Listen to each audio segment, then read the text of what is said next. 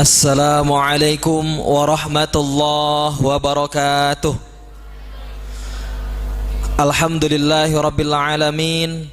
Wassalatu wassalamu ala sayyidina wa maulana Muhammadir Rasulillah wa ala alihi wa sahabatihi wa man tabi'a sunnatahu wa jama'atah min yaumina hadha ila yaumin nahdah, amma ba'd.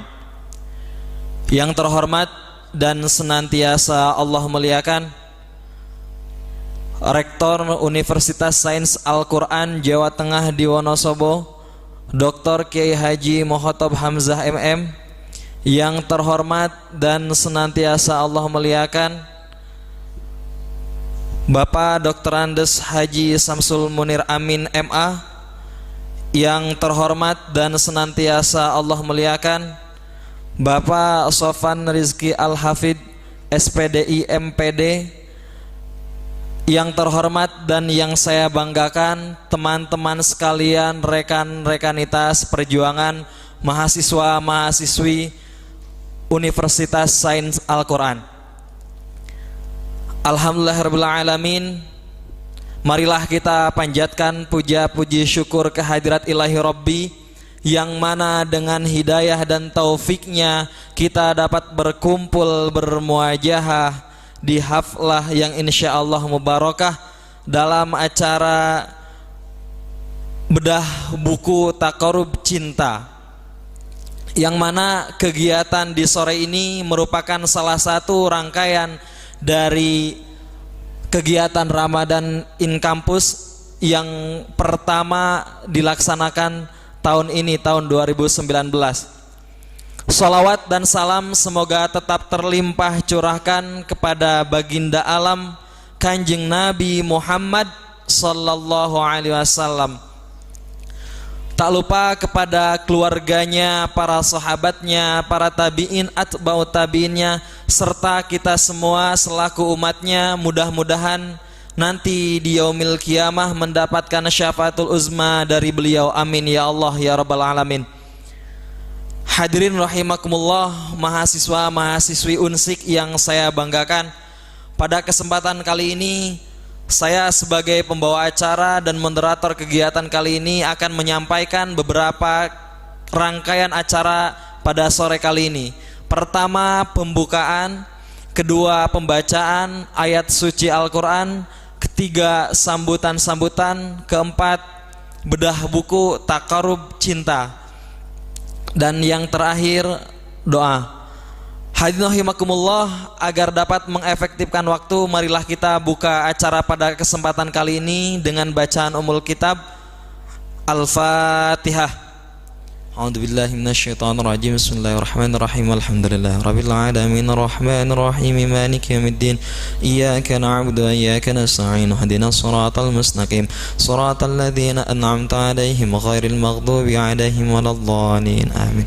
Hadirin rahimakumullah, rekan-rekan kita mahasiswa-mahasiswi Universitas Sains Al-Quran, untuk selanjutnya yaitu bedah buku Taqarrub Cinta, kumpulan kisah-kisah sofistik peneguh iman, karya Samsul Munir Amin, penulis nasional buku-buku akademik dan kisah-kisah sofistik inspiratif. Namun sebelum itu, saya selaku pemandu dan moderator kegiatan kali ini akan membacakan dulu riwayat-riwayat pendidikan beliau. Pertama, Dr. Andes Haji Samsul Munir Amin MA lahir di Suradadi, Tegal, 19 Februari 1963. Ada yang satu kota dengan beliau? Tegal? Ada? Alhamdulillah. Semasa kecil beliau belajar kepada kakeknya sendiri, yaitu Kiai Haji Abdul Latif dan ayahnya Kiai Haji Aminuddin di kampung halamannya Suradadi. Pendidikan formal beliau sekolah dasar negeri 3 Suradadi Tegal tahun 75, SMP Islam Pemalang tahun 1979, Man Buntet Pesantren Cirebon tahun 1982, S1 Fakultas Dakwah UIN Wali Songo Semarang 1990, program pasca sarjana S2 Studi Islam di Universitas Islam Malang tahun 2001 lulusnya, serta memperoleh pendidikan Higher Education Leadership and Management di Kanada tahun 2006. Saat ini sedang menyelesaikan S3-nya di UIN Wali Songo Semarang. Selain pendidikan formal, beliau pernah mondok di pesantren Salafiyah Pemalang dari 1976 sampai tahun 79. Pernah mondok di pesantren Buntet Cirebon dari tahun 79 sampai 82. Ada yang orang Cirebon? Ada. Jadi beliau bisa bahasa Sunda. Terus pesantren Kauman Kaliwungu Kendal tahun 1983 dan pesantren Al-Fatah Mangkang Semarang dari tahun 1984 sampai tahun 1990. Selain itu, hari ini beliau ngajar di Universitas Sains Al-Quran dari tahun 1990. Di sisi lain, beliau juga aktif hari ini di Majelis Ulama Indonesia Kabupaten Wonosobo, terus pengurus Ikatan Cendekiawan Muslim se-Indonesia Kabupaten Wonosobo, menjadi pengurus Asosiasi Profesi Dakwah Indonesia Abdi Jawa Tengah, serta menjadi Dewan Pakar Asosiasi Komunikasi dan Penyiaran Islam. Ada beberapa karya beliau di sini ditulis di buku, ada 41. Ada yang sudah punya bukunya? Takarub Cinta. Nah, nanti teman-teman bagi yang ingin membaca tentang biografi beliau, apalagi tentang isi dari Takarub Cinta, bisa dibeli di luar. Sudah disediakan sama panitia buku Takarub Cinta. Karya-karya beliau sangat terkenal. Pernah suatu saat saya main ke IPB karena teman saya ada di IPB, dan di IPB pun juga belajar buku-buku sejarah peradaban Islam, buku ilmu dakwah, yaitu buku-bukunya beliau, Bapak Dr. Andes Haji Samsul Munir Amin. Nanti bisa dibaca sama teman-teman yang udah beli. Untuk itu, agar bisa mengefektifkan waktu, saya selaku moderator kepada Bapak Dr. Andes Haji Samsul Munir Amin, saya persilahkan untuk menyampaikan bedah buku Takarub Cinta, kumpulan kisah-kisah sufistik peneguh iman. Kepadanya dipersilakan.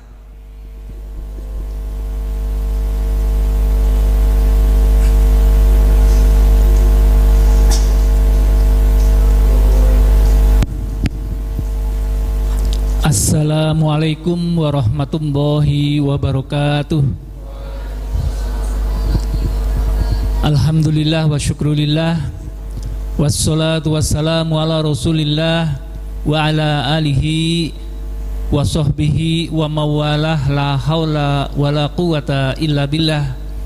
Rabbi syrah li sadri wa yassir li amri wahlul 'uqdatam min lisani yafqahu qawli. Amma ba'du. Yang saya hormati Bapak Rektor Unsik, Bapak Dr. Kiai Haji Muhottob Hamzah MM. Yang saya hormati Bapak Kepala LPTQ, Bapak Sofan Rizky Al-Hafid MPD. Yang saya hormati Bapak Mahmudi. Dan yang saya hormati dan saya banggakan para mahasiswa dan mahasiswi Unsik Jawa Tengah di Wonosobo. Assalamualaikum. Apa kabar? Alhamdulillah. Iya, disuruh berdiri nih.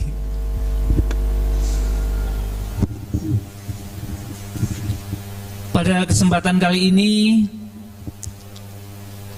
ada satu tema, ada satu acara, yaitu bedah buku yang berjudul Takarub Cinta.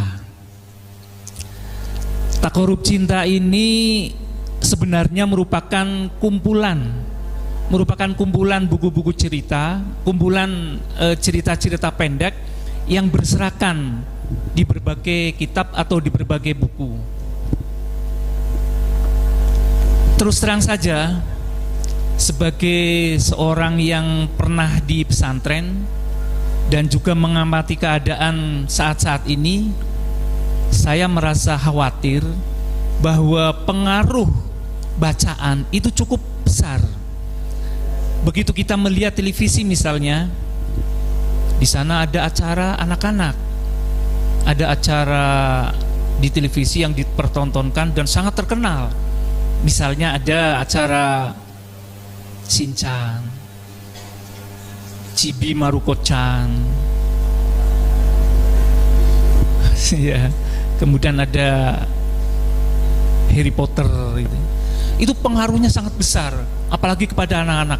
Padahal yang namanya cerita-cerita bagus yang bersumber dari kitab-kitab kuning cukup banyak. Padahal dengan membaca kitab-kitab kuning itu kita bisa menerima dan juga memperoleh informasi-informasi kebaikan yang sebenarnya tidak terasa kita menjadi belajar. Oleh karena itu saya merasa khawatir tadi, waduh, kalau tidak diimbangi dengan buku-buku yang bernuansa cerita tetapi juga bernuansa edukatif, maka tidak tepat. Oleh karena itu saya berusaha mengadaptasi sedemikian rupa, kemudian membaca buku-buku yang berasal dari kitab kuning seperti misalnya kitab Durratun Nasihin, kemudian juga Usfuriyah, kemudian juga Irsyadul Ibad ila Sabilir Rasyad dan lain-lain yang menjadi referensi itu. Saya cuplik beberapa cerita kemudian dijadikan sebuah buku yang ternyata cukup banyak penggemarnya dan cukup banyak pembacanya. Buktinya cetak ulang berkali-kali. Itu kan berarti menunjukkan bahwa banyak peminatnya. Ini yang latar belakangnya itu. Dalam buku yang berjudul Takorup Cinta, ini berasal dari kumpulan cerita yang memuat berapa? Yang sudah baca buku, ada berapa cerita di situ? Ada 30 cerita. Ceritanya bagus-bagus. Ada yang berjudul Takorup Cinta itu sendiri, yang kemudian dijadikan titel dari judul buku ini. Ada Wanita Cantik Sekali di Baitul Haram. Ada yang berjudul Berguru kepada Abdurrahman bin Auf, dan banyak kisah-kisah lain yang jumlahnya sekitar 30, yang dimana cerita ini sangat menarik gitu loh.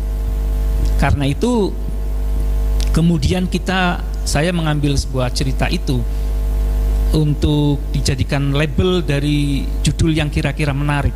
Karena kalau judulnya tidak menarik, mungkin tidak ingin dibaca. Ketika Anda membaca judul Takorup Cinta kan penasaran, ada apa dengan takorup cinta itu? Dan kemudian membacanya, oh ternyata seseorang itu harus mencintai Allah dan juga mencintai Rasulnya, di samping tentu mencintai orang yang kita cintai. Beda-beda mungkin ya. Ada tadi sudah ditanyakan oleh Pak Sofan, semua orang memiliki cinta, dan cinta ini juga merupakan anugerah Allah. Oleh karena itu jangan sia-siakan cinta ini. Kalau Anda punya rasa cinta, cinta itu harus dipupuk dan kemudian dipelihara sehingga sampai kepada akhir masa. Nah, saya ingin menceritakan latar belakang tadi, bahwa kenapa judul ini Takorup Cinta. Sebenarnya mungkin judulnya ada beberapa judul alternatif ya. Ada yang judulnya Terbakar Cinta. Tapi kalau Terbakar Cinta kayaknya jauh dari nilai agama. Padahal yang dimaksud terbakar cinta ini adalah terbakar cinta kepada Allah. Anda mungkin yang sudah pernah mendengar atau membacanya,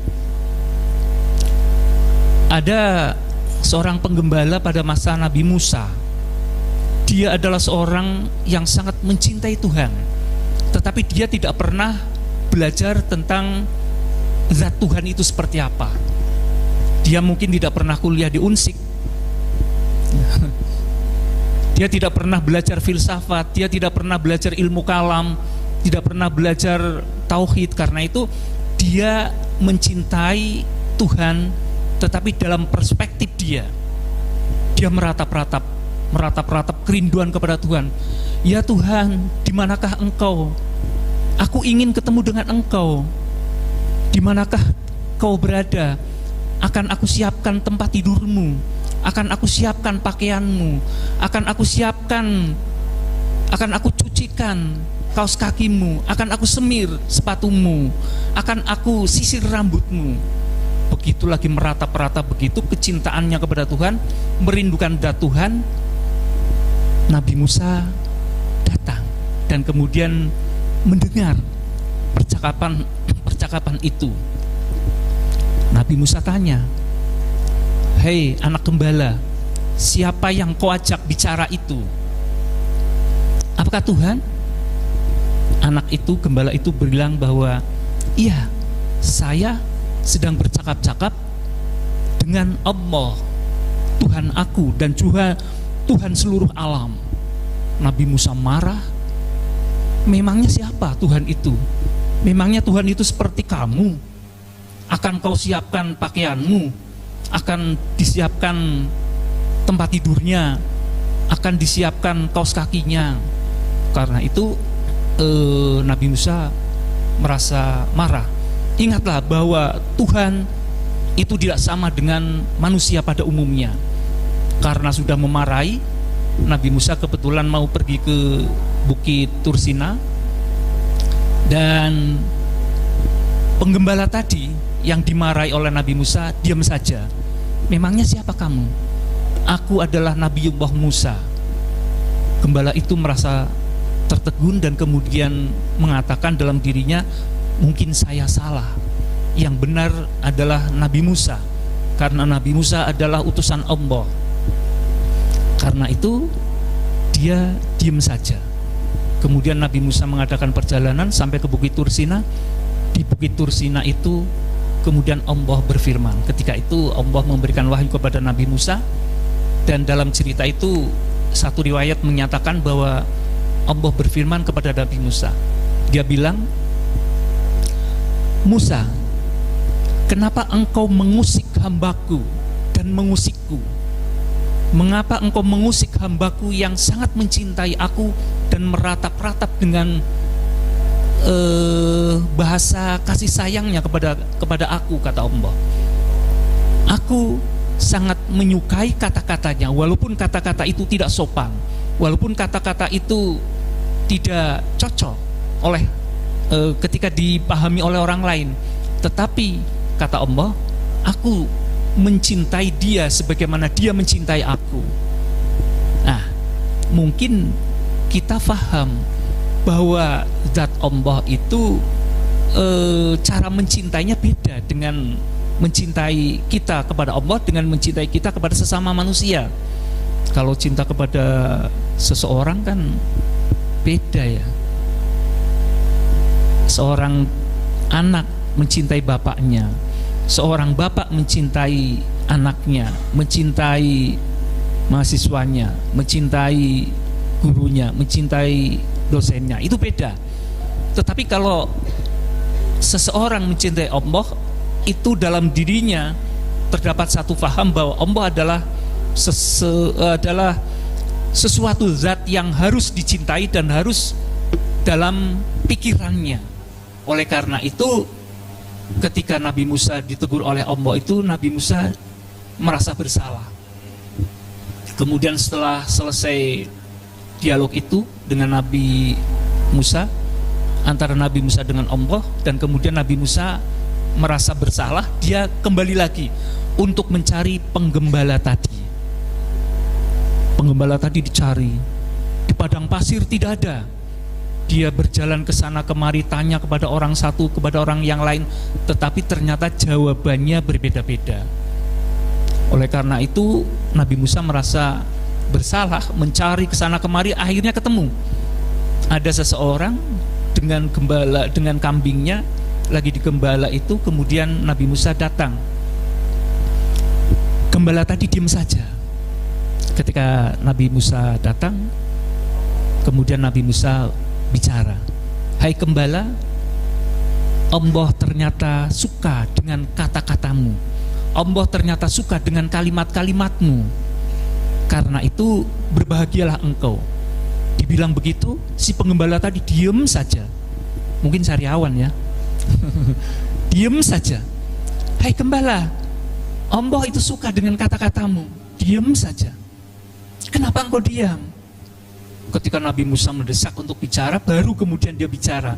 "Sekarang," kata gembala tadi, "saya telah melampaui tahapan kata-kata." Kalau tahapan kata-kata itu adalah tahapan orang yang jatuh cinta baru pertama, tahapan pertama. Seperti mungkin Anda, seperti mungkin kita ketika pertama-tama lagi jatuh cinta, itu selalu saja berkata, "I love you, I miss you." SMS-nya begitu, WA-nya begitu. Begitu kita ingat, selalu ingat. Itu karena tahapan cinta kita masih dalam tahapan kata-kata. Tapi kalau misalnya tahapan kita sudah, cinta kita sudah terlalu mendalam kepada seseorang sekalipun, mungkin antara suami dan istri, itu tidak perlu kata-kata. Begitu ketemu, "I miss you," tidak. "I love you," tidak. Karena sudah sangat, cintanya sudah sangat mengakar. Mungkin tidak perlu kata-kata itu. Yang perlu adalah ini sama dengan tadi, dengan penggembala tadi.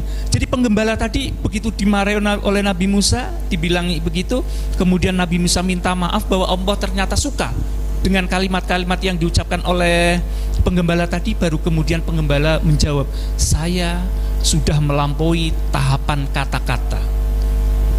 Lalu seperti apa? "Saya sekarang tidak akan berkata-kata, karena kata-kata itu adalah tahapan cinta yang paling rendah." Mungkin masih tingkat elementary. Kalau sudah tingkat advance, wah itu beda lagi. Karena itu dia tidak akan berkata-kata untuk mencintai Tuhan. Cukup dengan takarrub cintanya kepada Allah, selalu bersujud, selalu berzikir, selalu mengingat Allah. Ini adalah sama dengan ketika seseorang lagi berpuasa. Puasa itu merupakan kewajiban yang difirmankan oleh Allah, "Ya ayyuhalladzina amanu kutiba alaikumusyamu kama kutiba alal ladzina min qablikum la'allakum tattaqun." Jadi puasa itu merupakan kewajiban yang difardukan, yang diwajibkan kepada orang-orang yang beriman. Kutiba alaikumusiyam itu diwajibkan kepada orang-orang yang beriman.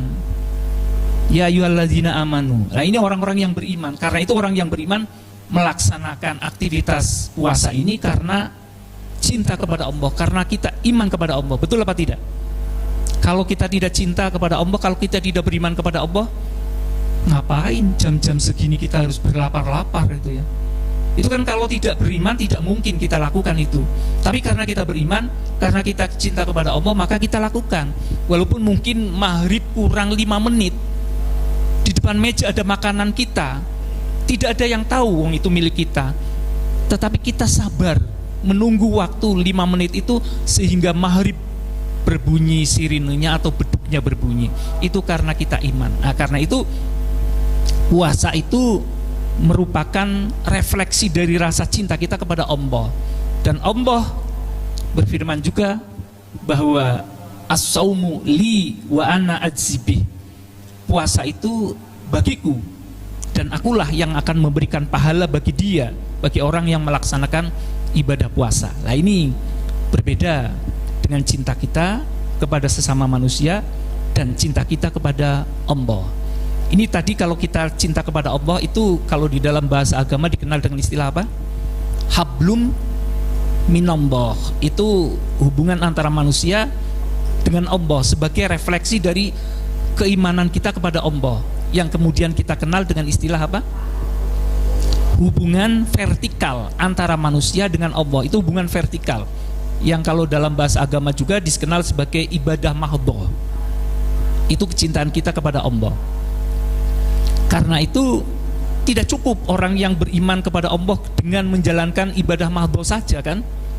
Harus menjalankan ibadah yang kedua sesama manusia yang dikenal dengan istilah apa?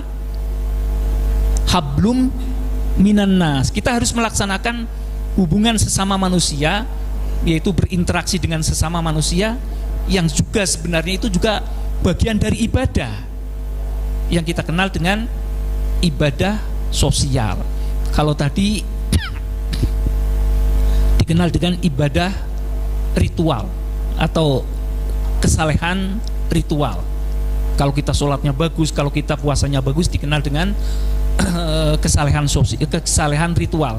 Tapi kalau kita harus baik dengan sesama manusia, dikenal dengan istilah kesalehan sosial. Nah, kembali kepada rasa cinta tadi, bahwa cinta kita kepada Allah harusnya jangan sampai kita lupa, atau jangan sampai kita tertinggal sedetik pun untuk meninggalkan cinta kita kepada Allah. Kita harus full time selalu mengingat kepada Allah dengan berzikir, dengan takarrub kepada Allah, dengan melaksanakan sholat dan seterusnya. Ibadah yang dikenal dengan istilah ibadah mahdhah itu. Tetapi tadi saya katakan tidak cukup kalau orang hanya mencintai Allah tanpa mencintai kepada sesama manusia, yang dikenal dengan istilah hablum minan nas itu. Karena itu kedua-duanya harus sama-sama sejajar dan paralel. Kita baik ibadahnya kepada Allah, tetapi juga harus baik ibadahnya kepada sesama manusia, dalam artian hubungan baik kepada sesama manusia. Contohnya apa? Berinteraksi sosial, kita berzakat, sedekah, ngomongnya selalu baik, tidak mencela, tidak berbuat nyinyir, tetapi juga bicaranya bagus.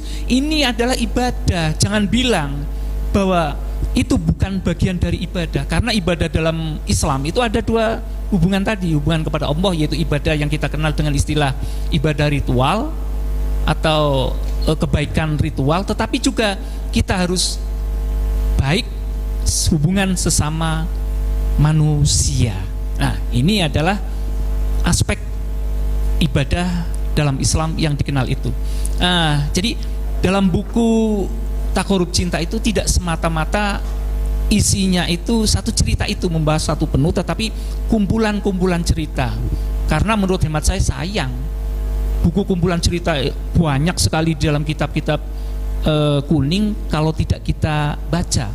Mungkin kalau mahasiswa program beasiswa tahfidz unsik biasa membaca, apalagi kitab Qurratul Uyun ya, itu kan biasa membaca. Tetapi kalau yang tidak bisa membaca kitab-kitab berbahasa Arab kan mereka tidak tahu. Karena itu saya mencoba untuk mentranslate, kemudian ditulis, kemudian dibukukan dalam sebuah buku. Antara lain ada buku yang judulnya Takarrub Cinta, ada lagi buku yang judulnya Bidadari Qur'ani.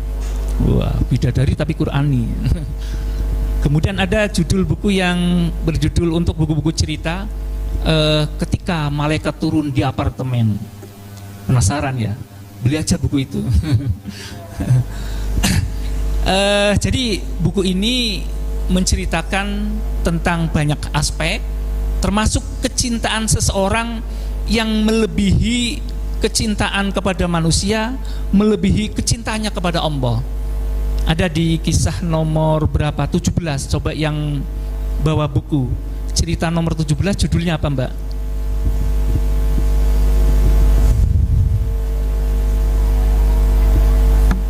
Cinta kepada Tuhan di atas segalanya. Itu ceritanya ada pada masa tempo dulu, ada orang yang memiliki rasa cinta kepada Allah tiap harinya untuk sholat, untuk beribadah, baik itu ibadah mahdhah maupun ghairu mahdhah. Tetapi kemudian dia berdoa, dia usianya sudah sangat lanjut, tetapi dia belum pernah atau belum dikaruniai seorang anak. Maka kemudian dia berdoa kepada Allah, ya Allah berilah aku seorang anak. Tetapi kemudian betul, tidak dalam waktu lama dia dikaruniai oleh Allah seorang anak. Ternyata begitu dia punya anak, kecintaannya kepada anaknya ini sangat juga cinta. Lama-kelamaan ibadahnya kepada Allah bergeser karena rasa cintanya kepada sang anaknya itu. Kemudian suatu malam dia tertidur dan kemudian ada kata-kata atau ada kalimat hatib yang tidak ada bentuknya tetapi ada suaranya. Kata-kata itu bilang bahwa engkau sekarang sudah berbeda dengan yang dulu. Padahal dulu kau ibadahnya sangat bagus, ibadahnya sangat baik, sangat rajin. Sekarang begitu kau punya anak, ternyata ibadahmu sudah berbeda dan kecintaanmu kepada Allah sudah berubah dengan kecintaanmu kepada anakmu. Karena itu dia merasa takut. Ketika itu sedang tidur, dia bangun dan kemudian, ya Allah, kalau begitu silakan.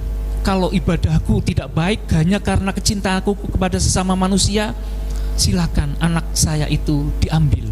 Begitu dia terbangun, ternyata ada rame-rame dan ada suara gaduh. Ternyata anaknya jatuh dari rumahnya yang berlantai sekian, jatuh dan kemudian meninggal.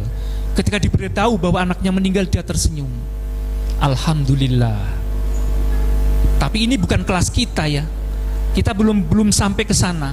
Kalau kelas kita boro-boro sampai segitu, mungkin ketika kita lagi sholat, Allahu Akbar, ketika lagi sholat yang dihadapi Allah, tetapi malah justru lupa kepada Allah, padahal lagi berhadapan kepada Allah, malah teringat, walah WA yang isinya tentang tugas dosen belum saya kerjakan, WA-nya dia belum saya jawab, SMS-nya dia belum saya jawab karena tidak punya pulsa dan tidak punya paket. Nah, ini kecintaan kita belum sampai ke sana, tetapi setidak-tidaknya kita harus mencoba untuk mendekatkan diri kepada Allah dengan cara taqarrub ilallah. Ya, kalau tidak seperti Sam'un tadi yang digambarkan dalam kecintaan yang sangat besar kepada Allah, tetapi paling tidak cinta kita kepada Allah juga harus semakin baik, semakin baik, semakin baik. Contoh semakin baik, kita bisa ngetes diri kita sendiri. Kalau kita berada di masjid, mungkin yang laki-laki ketika lagi sholat Jumat, atau perempuan ketika lagi pada sholat tarawih, biasanya setelah selesai itu ada kotak amal berjalan, bergeser. Di dalam dompet kita ada uang 100 ribuan, ada 50 ribuan, ada 20 ribuan, ada 10 ribuan, ada 5 ribuan, ada 2 ribuan, ada 1000-an. Kira-kira yang akan dimasukkan ke kotak amal untuk kepentingan masjid dan ibadah karena Allah, berapa yang akan kita masukkan? Berapa? 1000 jujur. Berapa?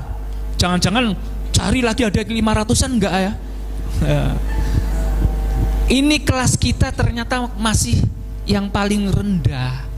Belum yang sampai cintanya kepada Allah berlebihan itu, yang sangat lebih itu. Dan Allah mencintai orang-orang cinta kepada Allah. Allah mencintai kepada orang-orang yang mencintai kepadanya.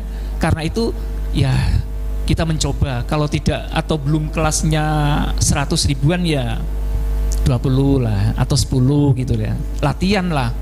Jangan tadi cari yang 1000-an. Nah, berarti kelas kita masih 1000-an, padahal zaman sekarang ini antara lain begitu. Maka kita mencoba untuk taqarrub kepada Allah. Jadi Tuhan itu seperti apa? Ya gambarannya, ana inda dzonni abdi bi, kata Allah dalam hadis qudsi.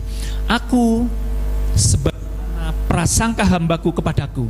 Jadi kalau kita berprasangka baik kepada Allah, maka Allah akan memberikan sesuatu yang terbaik kepada kita. Tetapi kebalikannya, kalau kita berdoa tapi kita, alah jangan-jangan doa kita nggak diterima, ya tidak diterima. Tetapi kalau Anda yakin bahwa insya Allah saya yakin doaku akan diterima dengan mudah, maka doa kita pun akan diterima oleh Allah dengan sebagaimana prasangka kita. Karena itu janganlah kita berburuk sangka kepada Allah.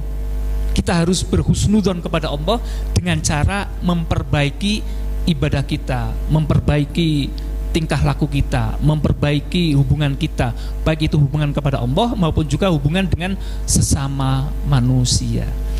Bahkan dikatakan bahwa seseorang yang dekat dengan Allah ini akan implikasinya akan menjadi baik kepada Allah, tapi juga implikasinya baik juga kepada sesama manusia. Karena apa?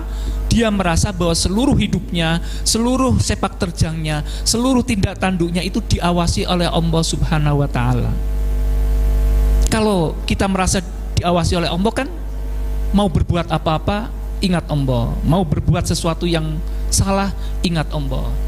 Dan kalau begini, maka di Indonesia barangkali tidak ada yang namanya korupsi. Karena apa? Mau korupsi takut kepada Allah. Kan sekarang kadang-kadang orang tidak takut kepada Allah gitu ya.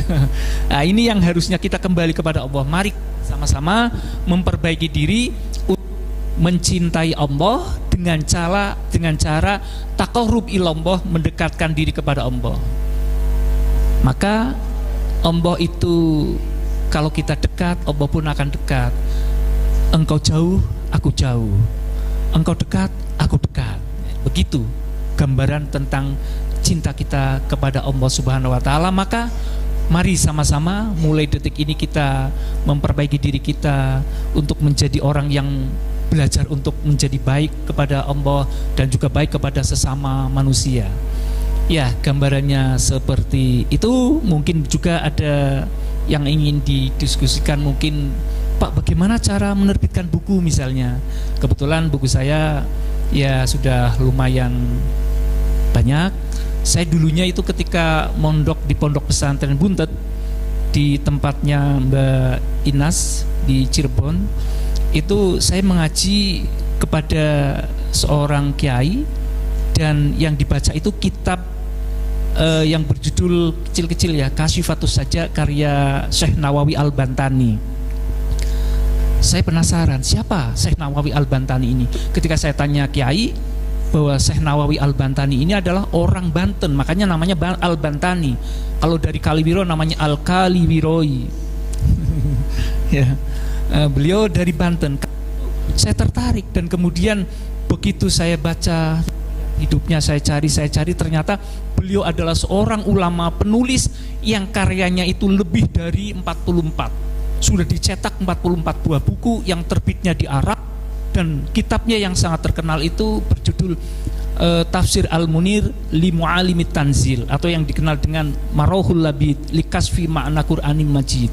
Itu orang Indonesia yang karyanya sangat besar dan kemudian terkenal di dunia Arab. Tidak hanya dibaca oleh orang Indonesia, tapi dibaca oleh orang Timur Tengah, orang India, Pakistan, Maroko, Sudan, dan lain-lain. Nah, terinspirasi dari itu, kemudian saya pingin menulis meniru-niru beliau. Silakan mahasiswa Unsik, saya beri motivasi untuk bisa menulis, dan menulis sebenarnya gampang. Terutama ada beberapa wajah yang kelihatannya memang suka menulis, terutama menulis di wall Facebook, menulis di status. Nah, karena itu silahkan. Saya kira sampai di sini, mungkin ada hal-hal yang perlu didiskusikan, dipersilakan.